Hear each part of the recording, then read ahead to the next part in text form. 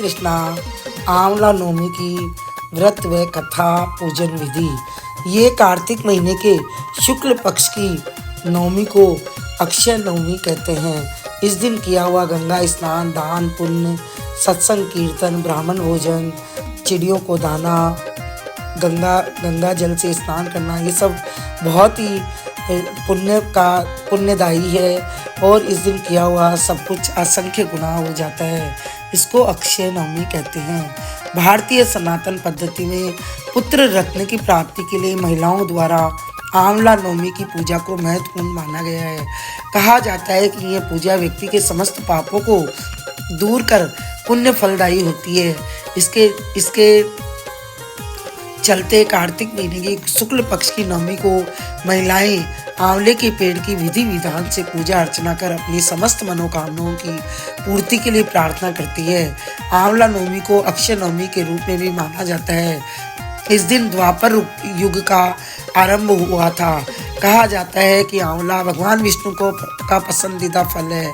आंवले के वृक्ष में समस्त देवी देवताओं का निवास होता है, इसलिए इसकी पूजा करने का विशेष महत्व है।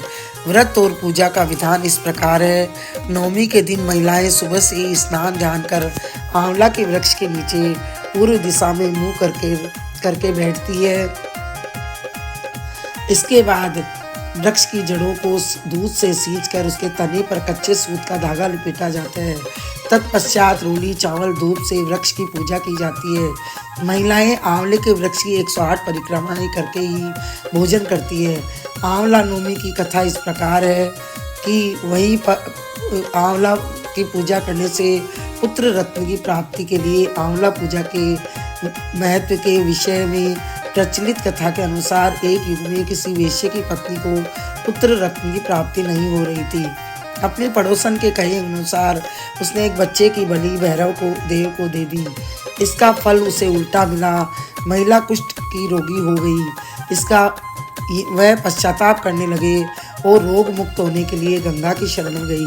तब गंगा ने उसे कार्तिक शुक्ल पक्ष की नवमी तिथि को आंवले की वृक्ष की पूजा कर आंवले का सेवन करने की सलाह दी, जिस पर महिला ने गंगा के बताए अनुसार इस तिथि को आंवला की पूजा कर आंवला ग्रहण किया था और वह रोग मुक्त हो गई थी।